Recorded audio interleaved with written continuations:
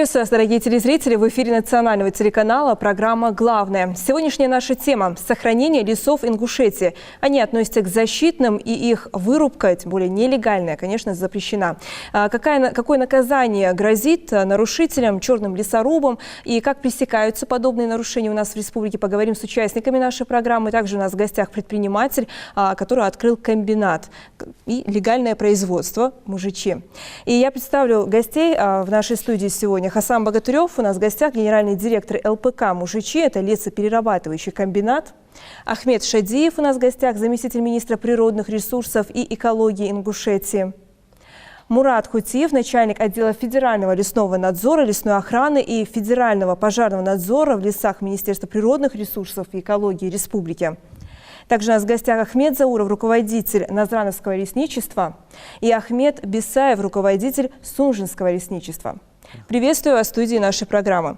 Для начала предлагаю вам посмотреть один видеоматериал. В нем будет говориться о составе наших лесов. Также мы взяли комментарий у биолога Ингушского госуниверситета.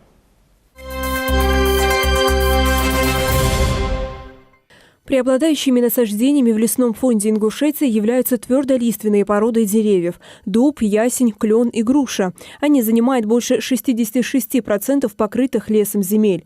Гораздо меньшую территорию занимают хвойные породы – чуть более 6000 гектаров. Много сосновых насаждений в районе курорта Арамхи, поэтому даже воздух здесь лечебный. Основой лесообразующего фонда республики является бук восточный, насаждениями которого занято больше 29 тысяч гектаров. Это ценная порода дерева, и именно его вырубкой чаще всего промышляют нарушители лесного законодательства. Чистые насаждения бука восточного, дуба каменного сохранились лишь небольшими островками в труднодоступных местах лесистых гор. К сожалению, приходится констатировать факт, что несанкционированные вырубки насаждений в этих лесах без прогноза впоследствии приводит к серьезной угрозе исчезновения видов критичной флоры, представленной как в древесной, также и в кустарниковой травянистых ярусах. Также следует учитывать небольшие островки критичной флоры, оставшиеся нетронутыми участками на территории республики, представляют уникальное явление, и в масштабах мировой флоры следует учитывать этот факт и принять меры по сохранению и рациональному использованию лесных ресурсов.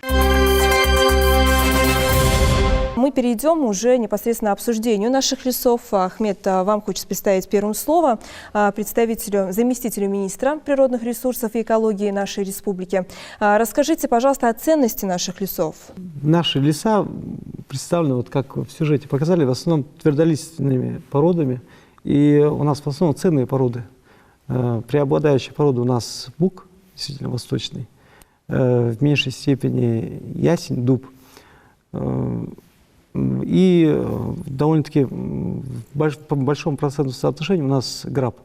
Но граб, она не считается такой востребованной сейчас древесиной, но тоже относится к твердым породам древесины. Белый бук в народе его называют. Все леса у нас действительно защитные. И, конечно, мы стараемся действительно, насколько это возможно, обезопасить наши леса от вмешательства извне, конечно. Ну, за последний год много что сделано. И, в принципе, двигаемся мы в правильном направлении. Работа у нас налажена практически по всем направлениям. Но есть, конечно, еще недоработки. И проблем очень много, конечно. И понемножку мы их решаем.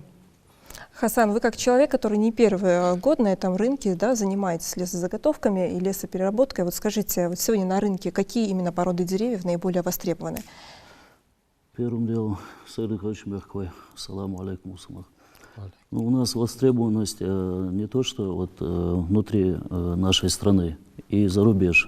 Мы проанализировали эту ситуацию, когда уже в первоначальном стадии хотели создавать этот комбинат, составляли там бизнес-план, смотрели, проанализировали леса, какие у нас на территории республики есть. Ну, объем то, что мы хотим переработать, соответственно, не хватает. Но основная львиная доля будет поставляться с нашего региона, это бук. Дальше дуб, там ясень, оно будет с соседних регионов поставляться. Хвойные породы для изготовления там погонажных изделий, оно все будет там с севера приходить у нас. Слава богу, вот даже проанализировав эту ситуацию по лесу, самый по качеству древесины бук восточный, который произрастает у нас на территории, он по качеству считается очень хорошим. Один из самых качественных. Один из самых лучших. Ну, такого, конечно, не нужно делать. И у меня было предложение к этим неправильной рубке, кто делает, да, в плане того, что вот ЛПК МУЖЧ, лесоперерабатывающий комбинат, у нас действительно нехватка леса. И нехватка леса, и если в таком случае нужно было ее завозить к нам, и, соответственно, на основании договоров, на основании того, что легализоваться этого всего, намного это эффективнее будет тем, кто такими вещами занимается. Вот. Вы знаете, вот очень порадовало то, что у нас в республике открывается такое основательное производство. Посетил его и глава нашей республики. Давайте посмотрим видеоматериал. Это комбинат ЛПК МУЖЧ.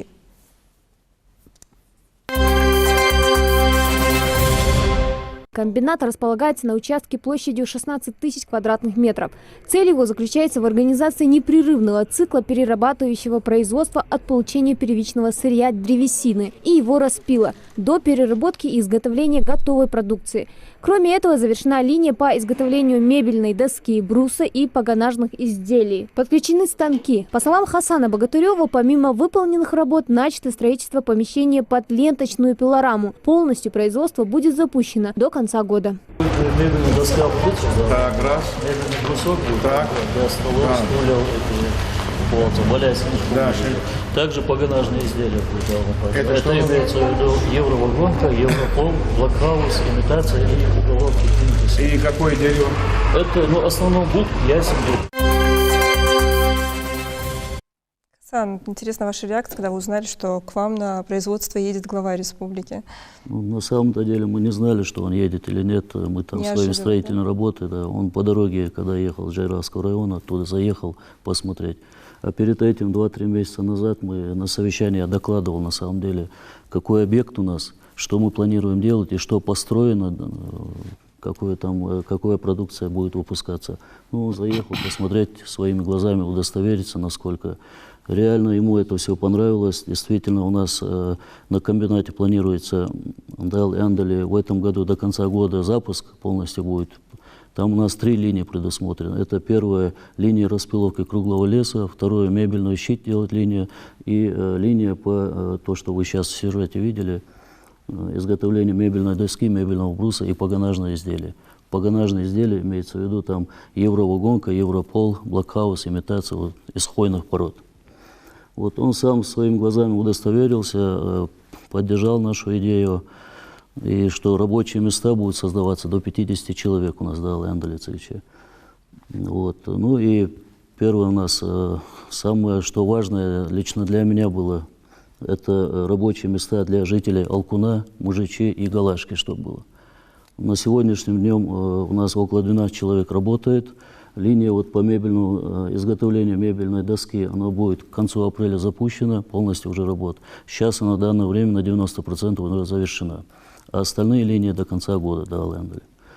Второе, еще добавлю, у нас рабочие места, есть там квалифицированные должны специалисты. На сегодня мы их отвезли, договорились на завод Майкопи в Адыгее, и они обучение проходят, чтобы выпускать мебельную доску, там, мебельный щит, ну, чтобы высококвалифицированные молодые люди работали у нас. Желаю, вот чтобы такое ваши вот планы реализовались. Да, поскорее. У меня вопрос к нашим руководителям лесничеств. На сегодняшний день, как у вас в лесничествах обстоят дела? Промышляют ли черные лесорубы? Добрый вечер, уважаемые телезрители. Сергей Хвейшин Мягкой. Конечно, не без этого. Лес полностью мы не сможем обезопасить, но минимизировать как можно меньше незаконной рубки и постараться перевести этих черных лесорубов в правовое русло. Я надеюсь, мы приложим все усилия, и надеюсь, что наши усилия оправдаются в этом направлении. Работа у нас в основном проводится какая? Это рейдовые мероприятия совместно с правоохранительными органами. Сами проводим патрулирование лесов в рамках патрулирования. Это наши инспекторы леса, которые проводят эти мероприятия. Также проводим беседы с населением по возможности, это в мечетях, там, на сходах. Недавно мы проводили в Алиюрте на сходе беседу с жителями села Алиюрт по вопросу вот резонансного там дела. Вопрос у нас был передача в аренду. Объясняли, разъясняли, в чем плюсы аренды, передачи в аренду, в чем минусы тех нелегальных рубок, которые проводятся у нас в лесу. Ну, в общем, вот такие вот мероприятия нами проводятся. Давайте посмотрим еще один видеоматериал. Как я уже говорила вначале, проходило совещание в администрации главы республики. И исполняющий обязанности министра докладывал об исполнении национального проекта сохранения лесов. Давайте вот послушаем. На совещании в администрации главы республики обсудили реализацию национального проекта сохранения лесов. Ингушетия в тройке регионов СКФО, где выделенные средства на этот проект полностью освоены. Отдельное внимание на совещании уделили вопросу незаконной заготовки древесины в регионе. Поддержание лесного хозяйства – одна из приоритетных задач. Я понимаю так, что у нас никто не занимается лесом. Кто надзирает, кто смотрит, спокойно пилят, пилорамы стоят, перерабатывают краденый лес, пилорама незаконная, лес краденый. У нас много безработицы. Люди, живущие Алкун, Мужичи, Галашки, там безработица. Да, мы не можем создать условия работы людям. И надо это учитывать. Но надо в рамках законодательства легализовать данную отрасль. Надо разработать такой механизм, чтобы людям было выгодно законно получить делянку, законно ее представлять и сдавать куда-то, и прибыль получать, и не нарушать законодательство. Ахмед, как это можно сделать? Вы разъясняли жителям сельского поселения Алиюрт. Вот сейчас давайте вот всем объясним, как можно взять делянку, какие обязанности у арендатора.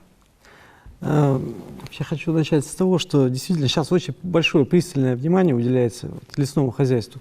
И глава специально этому посвятил большое расширенное совещание. И в правительстве несколько раз мы проводили большие совещания. И действительно, глава дал задание разработать карту дорожную, чтобы действительно, раз уже у нас создается большое предприятие, которое мы сможем взять за основу развития нашей деревообработки здесь у нас в республике. Тем более, если строится такое большое предприятие глубокой переработки, значит, можно создать вокруг него и систему кооперации. У нас есть маленькие предприятия, которые могут с ними работать больше, ну, какие-то, может быть, заказы для них выполнять, как можно больше охватить людей. И в первую очередь, конечно, их надо обеспечить сырьем. Мы планируем как? Вот действительно передавать в аренду лесные участки, которые действительно мы максимальное количество людей сможем привлечь. С Хасаном мы разговаривали. Они планируют довести количество до 50 человек. Да. То есть это, в принципе, довольно-таки можно сделать большой охват населения. И действительно, вот людей, которые занимаются лесом, их можно действительно, вот, как Ахмед и говорил, перевести в правое русло, чтобы они легально работали на их делянках, которые будут предоставляться им в аренду. И зарабатывали на самом себе на хлеб, и приносили налоги. И самое главное, что у нас сырье не будет за пределы республики не переработанное выходить, а мы сможем здесь добиться глубокой переработки. В перспективе, вот мы с Хасаном разговаривали, там развитие дальше уже и мебельного производства, то есть не только черновая мебельная заготовка, но в перспективе и мебельное производство.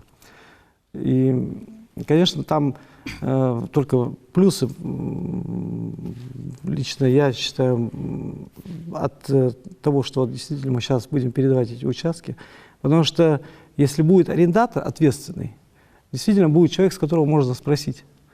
Потому что арендатор, он будет следить как за своим. И тем более мы его сможем контролировать, там нам будет контролировать гораздо легче. человека. И самое главное, что он, помимо того, что он будет заниматься заготовкой, он на себя сможет, вернее не сможет, а должен будет взять все работы по восстановлению, по противопожарной безопасности. То есть все мероприятия, которые сейчас мы выполняем, мы можем переложить на плечи арендаторов. Ну и, конечно, контролировать свою работу. Да, конечно, нам надо будет контролировать. И у нас есть плановые проверки. И я думаю, и арендатор всегда стремится к тому, чтобы не попасть в реестр недобросовестных арендаторов.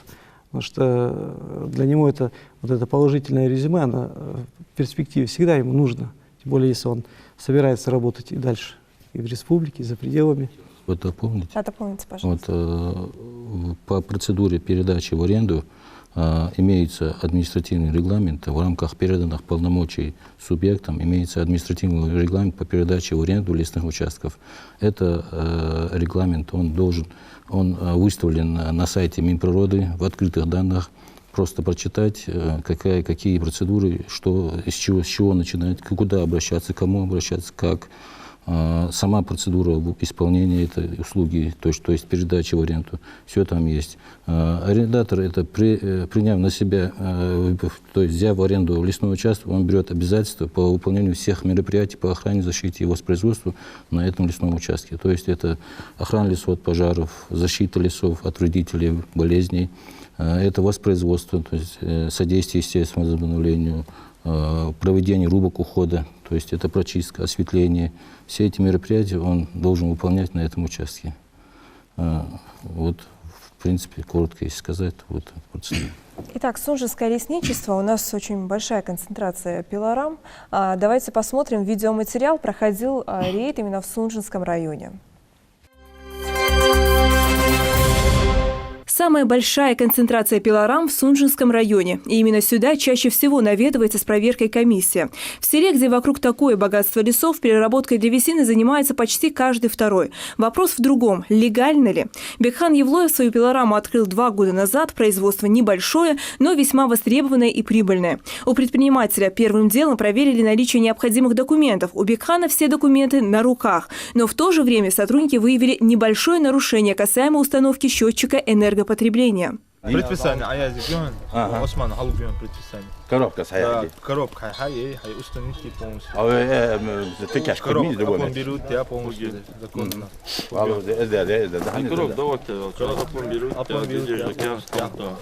Всего в Галашке функционирует несколько десятков пилорам. Следующее предприятие в списке, которые посетили участники рейда, находится в самом центре села. Владельцу очередного лесопильного цеха у проверяющих оказалось немало вопросов. Нарушения здесь выявили сразу же, за которые владельцу придется выплатить штраф. Все же основная цель рейда не столько наказать нарушителей, сколько предупредить. Работать можно, но только легально.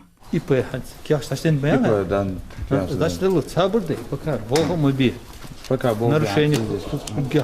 незаконная предпринимательская деятельность. Поэтому пока вот это ставят. Потом уже насчет леса, Минприроды, рекомендации, как лес есть нельзя, покупать же надо тебе его откуда-то. Чтобы вот этого воровства не было, незаконной вырубки не было. Мы механизм проработаем, как? Бог отуху больше.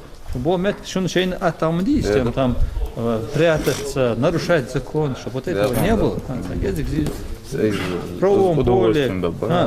Закон, конечно, он спокойно, был бы цель. О том, что большинство частных предпринимателей ведут теневой бизнес, известно давно. Да вот только поймать нарушителей за руку удается не всегда. Но это еще полбеды. Некоторые хозяева пилорам умудряются вести свою деятельность без регистрации в налоговой службе, при этом не имея при себе договора о подключении к линиям электроснабжения. В отношении их смело составляют соответствующие акты. Контрольные мероприятия в отношении организации индивидуальных предпринимателей, осуществляющих деятельность по заготовке древесины, проводятся по поручению главы республики Махмуда Али Калиматова. Рейдовые проверки направлены на то, чтобы раз и навсегда пресечь нелегальную сторону лесозаготовки среди частных предпринимателей.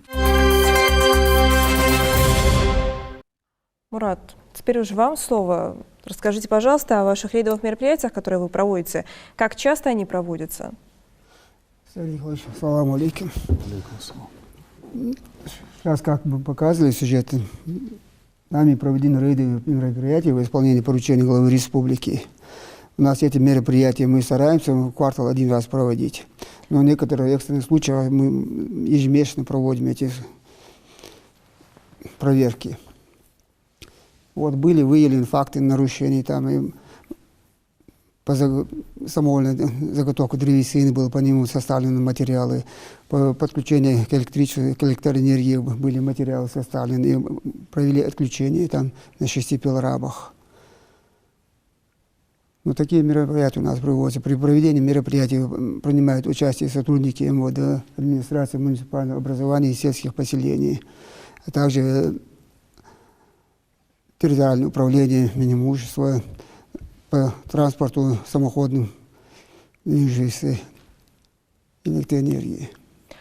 Алихан, ваше владение. Вы, я думаю, тоже сопровождаете, да, проверяющих? Участием Лесунжинского лесничества осуществляется Да. данное рейдовое мероприятие на территории сельских поселений. Просто на территории Сунжинского района, вы видели, очень много лесопилок, очень много. Даже непосредственно самими сотрудниками лесничества Сунжинского, совместно с УБЭПом Сунжинского района и совместно с участковыми, очень много проводится рейдовых мероприятий именно по переработке древесины. И было выявлено за 2019 год очень много случаев. И было возбужден административный отдел по данному факту. Но как в народе, в каждое рейдовое мероприятие, которое осуществляется в сельских поселениях, она как информируется во всех источниках, и бывает, что силы не доходят. Бывает, что закрытые, прекращают, закрываются дворы, и мы не можем уже в полном объеме осуществить данный выезд, в полном объеме не можем, руки не доходят, потому что данные очень сильно оглашаются, а бывают и индивидуальные выезды по лесопилкам, по сигналам, и работается, и будем работать по данным лесопилкам совместно с УБЭПом, уже создана комиссия совместно с МВД, совместно глава с администрацией района, создана рабочая группа, она будет работать уже индивидуально, не так, как на всеобщее обозрение, а будет работать индивидуально. И будут проходить такие рейдовые мероприятия по незаконной переработке древесины и по незаконной рубке самой в лесах. Будут проводиться рейдовые мероприятия, и я думаю, это уже будет усиленно идти к минимизации незаконной рубки. Ахмед, вы отметили вот в дополнение, что не бывает доступа. Да, это понятно, Да. что сарафанное радио, все узнают, наверное. Конечно. Мне интересно, у вас, вы прежде чем выйти в рейд, оповещаете, это у вас плановые проверки? Вы должны оповещать людей, Нет, что у вас будут проверки? это рейдовые мероприятия в рамках патрулирования, они не должны с прокуратурой согласовываться, мы как можно оперативнее при содействии АБЭП или там участковых или администрации мы стараемся оперативно быстро проводить эти мероприятия, чтобы как можно больше охватить, как сказал Алихан, больше охватить мест, где проводится незаконная распиловка или еще другие какие-то незаконные действия. И еще хотелось бы к этому добавить, что вот всегда вот при всех мероприятиях, совещаниях всегда идет в огород камень лесного хозяйства, работников. Но почему-то никто не видит саму ситуацию изнутри лесного хозяйства. Это обеспеченность работников лесного хозяйства той же техникой, тем же оборудованием, тем же форменным обмундированием, тем же оружием. Вот, идя в лес, он на своем транспорте, лесник, уезжает на место в гражданской форме, и вот придя к лесорубу, он видит в гражданской форме человек такой же, как он сам, он может как-то не так отреагирует, по-другому, зная наш менталитет, не получается правильно сделать, в полном объеме исполнить свои должностные обязанности у инспектора, того же лесника на сегодняшний день. А если вот сегодня в рамках нацпроекта в этом году мы получили технику уже, потихоньку получается, до 2024 года, надеюсь, полностью. Вот у нас в этом году уже даже оборудование, там фотоловушки мы уже будем приобретать, технику, дополнительное оборудование, летательные, беспилотные аппараты, надеемся, нам дадут в этом году. И вот в рамках этого нацпроекта планируем усилить, улучшить наш контроль.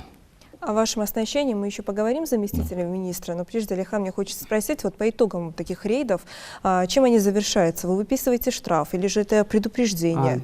Выписываем, участковый составляет административный материал по незаконной переработке древесины, и уже данным материалом занимается участковый.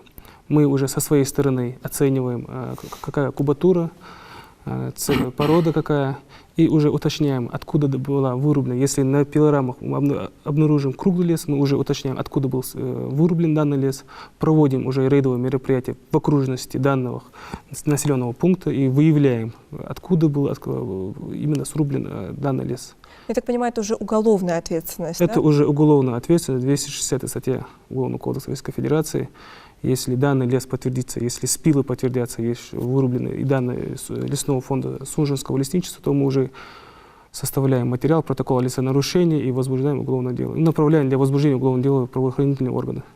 Вот Ахмед сейчас очень важный момент отметил по поводу оснащенности, да, работников лесных хозяйств, да и вообще Министерства природных ресурсов. Давайте посмотрим небольшой видеоматериал. Вот вручали автомобили вам. Хантеры УАЗ для ингушских хранителей флоры и фауны автопарка регионального министерства природы пополнился новой спецтехникой. И в лес, и в степь, и в дождь, и в снег задачи по охране окружающей среды с автомобилями высокой проходимости для сотрудников теперь удобнее и легче в разы. Обновление автопарка предусмотрено в рамках реализации национального проекта «Экология». Эти машины повысят эффективность работы по сохранению и защите окружающей среды, в частности лесов. УАЗ «Хантер» предназначен для патрулирования, доставки людей и спецоборудования к местам чрезвычайных происшествий. Тушение пожаров и их предупреждение теперь не проблема. Высокая проходимость машины позволит лесникам взять под контроль каждый отдаленный участок. Всего «Хантеров» привезли 6 единиц, также вручили 3 малых лесопожарных комплекса на базе УАЗ «Пикап» с 5 посадочными и закрытым грузовыми местами. Всего в 2019 году закуплено 18 единиц специальной техники. Новые машины можно эксплуатировать в любых климатических условиях и в различных лесорастительных зонах. Я так понимаю, эта работа еще не закончилась, она еще будет продолжаться. Да, вот в рамках нацпроекта у нас идет переоснащение именно наших лесопожарных центров. Будет создаться сейчас на базе лесопожарных центров лесопожарные станции первого, второго типа. И вот на 2021 год, на конец 2021 года у нас по нашим показателям, по нормативным оснащению должно быть, цифра должна быть достигнута 87%. Вот на сегодняшний день у нас уже оснащение порядка 44-45% от закладываемого. И ежегодно у нас будет поступать техника до 2022 года. В прошлом году свыше 25 миллионов рублей у нас поступило на закупку техники, 18 единиц техники мы купили. И малые леспатрульные комплексы купили, и трактора, и вот внедорожники, которые были показаны. И на этот год у нас планируется закупка, там в основном будут и трактора у нас уже, и автоцистерны будут. На этот год у нас планируется еще закупка и лесопатрульной техники в количестве 11 единиц. Мы уже сможем оснастить лесничество. А вот спецодежда? Спецодежда тоже у нас закладывается, но в рамках нацпроекта она не идет. Мы ее закладываем отдельно. Ну, там суммы небольшие, но понемножку будем их, понемножку наших людей одевать. Дополню, скажем, Ахмедом. Это в 2019 году в основном оснащались это лесопожарные центры для охраны лесов от пожаров. Это лесничество, у нас только 2 единицы получили техники. Это 2 Нивы, одна Сунжинское лесничество, одна МС. Но надеюсь, на этот год мы планируем уже для больше лесничества. Ну, да, ничего, мы, проблема в том, что это чисто специализированная техника, она идет на оснащение лесопожарных центров. В основном идет в этом году у нас центр. будут поступать автомобили как раз непосредственно в лесничество, которые будут поступать. Да. Будем надеяться, что в этом году вы уже будете на новой технике разъезжать, да, и охранять наш лес. Мы очень много говорили о черных лесорубах. Есть еще одна категория, да, это уже вредители насекомые. От них у нас часто лес страдает? На территории всего Сунжинского и Назрановского района ежегодно производятся мероприятия лесопатологического обследования, выявляется и проводятся санитарно-оздоровительные мероприятия. Это санитарная Это вырубка, да? Санитарная вырубка и санитарно-оздоровительные мероприятия. Это рубки ухода в лесах. И, без этого тоже не бывает. Без насекомых, без вредителей тоже не бывает никак. Вот, а вспышки какие-то крупные наблюдались ли у нас в республике? Да, у нас таких вредителей, в основном у нас какие вредители? Это стволовые вредители, то есть стволовая гниль. Изнутри начинает гнить у нас сама древесина, и в основном у нас болезни, исходя из этого. А так, чтобы насекомые вредители, у нас это не так сильно распространено. У нас единственное было еще в начале 2000-х годов один очаг был, и то мы оперативно смогли среагировать. А так, на сегодняшний день у нас насекомых вредителей есть небольшие очаги, но они, естественно, затухают. И получается, у нас для этого есть Центр защиты, филиал ФБУ Рослесозащиты по Северо-Кавказскому округу, который работает в тесном контакте с нами, проводит лесопатологический мониторинг, обследование, назначают мероприятия, где это необходимо. Мы доводим министерство с нами, мы доводим до лесопожарных центров госзаданий, которые они проводят этим санитарно-оздоровительным мероприятиям. Это уборка неликвидной древесины, это, как вы сказали, выборочные санитарные рубки, все эти мероприятия, которые нам необходимо проводить. Мы сейчас очень много говорили о вырубке леса. Давайте поговорим о посадке лесных насаждений. Хасан, вы хотели дополнить, скажите? Я хотел бы на самом деле вышесказанного добавить. Есть два пункта, которые я хотел бы озвучить. Это первый пункт, то, что сказал глава республики насчет выстроить карту, дорожную карту, как можно легализовать эту нелегальную рубку. Это первое. И второе, какие шаги мы хотим сделать, чтобы население нашей республики, как руководителю предприятия лесоперерабатывающего комбината, что мы планируем на самом деле и какие у нас дальнейшие шаги мы хотим сделать, чтобы наше население этого поняли, хотел бы объяснить на самом деле. Первое, насчет того, что дорожная карта – незаконная рубка леса, которая у нас происходит. Лично наше понимание в этом направлении какое? Это надо, я понимаю, что силовые методы идут, да, что пилорамы там изымаются, и какие-то дела там административные. Карательными методами не получится. Да, это понятно. Оно продолжается. Насколько это эффективно, вы сами знаете, наверное, да. Но есть еще и другой метод, может, все-таки более лучше он подойдет к этому. Какой? Мы насчет этих предложений, я разговаривал с Ахмедовым, замминистром. У нас есть предложение такое. Человек, который занимается рубкой леса, первое, для него лучше, если он себя зарегистрирует, откроет юридическое лицо будет, да, и будет официально покупать леса, официально рубить ее, но с тем условием, что будет весь этот лес поставляться в ЛПК, нашего комбината. Для него проблемы не будет со сбытом. Но для этого, чтобы он с нами сотрудничал, он должен быть в обязательном порядке юридическим лицом, в обязательном порядке зарегистрировано. Дальше второй этап идет, там ЕГАИС есть такой, оборот древесины проверять, единое государство. Мы обязательно договора должны фиксировать в этом всем. И после этого всего, во-первых, и будет государству легче проверить, насколько эффективно работает и какой оборот производит этот заготовитель, куда он этот лес завозит, да, где он его вырубил, какие объемы вырубил, то бишь контроль этого леса будет. И второе, очень немаловажный фактор, он этим самым создает дополнительные рабочие места, которых, к сожалению, очень мало у нас в республике, да.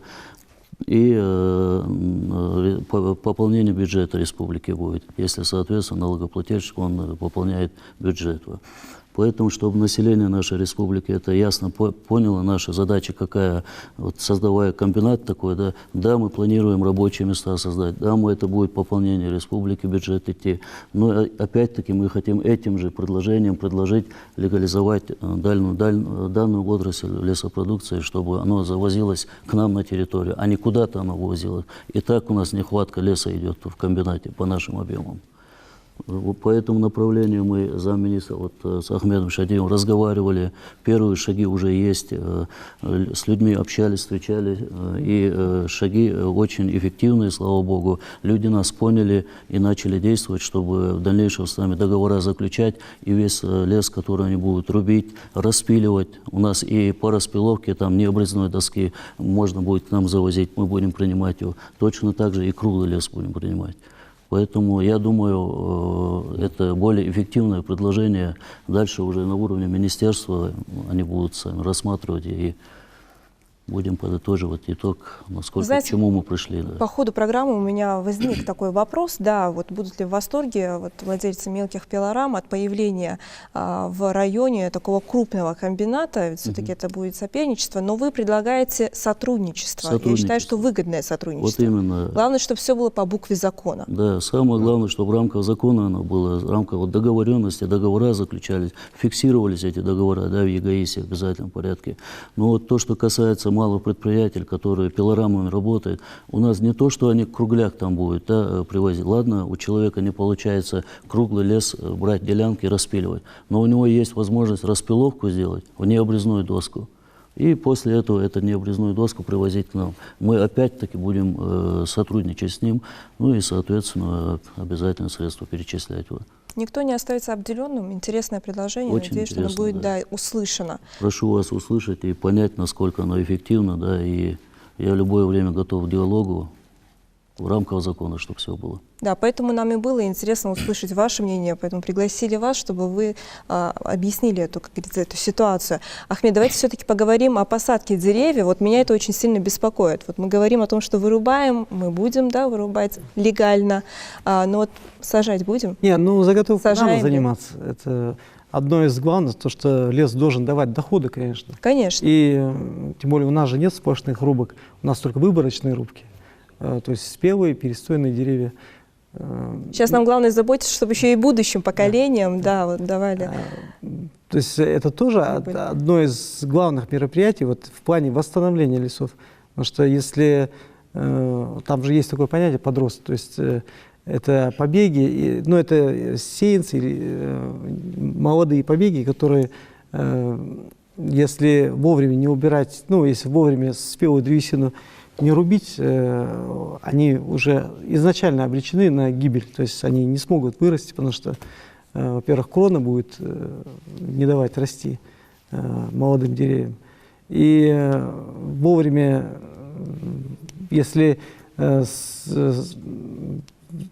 дерево вовремя не будет срублено, оно может и действительно заболеть, и, соответственно, и будут болеть подростки.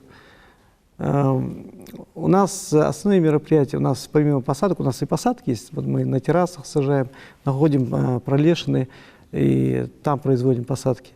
Помимо этого мы занимаемся и проходными рубками, и осветлением, вот то, что Ахмед рассказывал.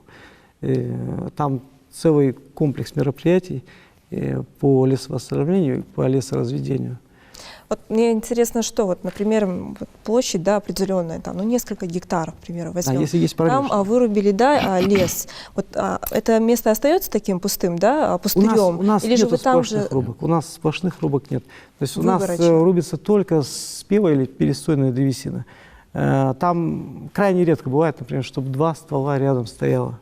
То есть там, например, срубили один ствол, и рядом там, ну, в основном подрост растет. И там самая главная задача, действительно, когда, ну, осветление делать, то есть прореживать молодые деревья, рубки делать, проходные рубки, то есть чтобы было достаточно места деревьев, чтобы они потом уже к своим действительно кондициям могли подойти уже к спелости деревьев.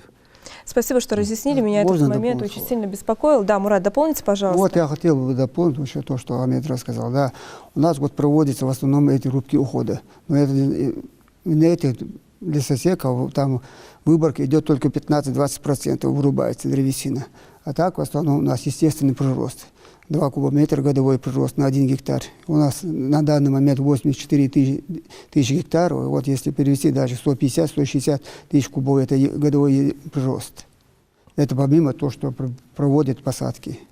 Это замечательно, это очень хорошо. Я вас благодарю за то, что пришли к нам, за столь интересную беседу. Хасан, вашему предприятию я желаю процветания, на благо вас и, конечно, нашей республики. Вас, дорогие телезрители, я тоже благодарю за то, что смотрели нас. Надеюсь, вам было интересно. До новых встреч в эфире.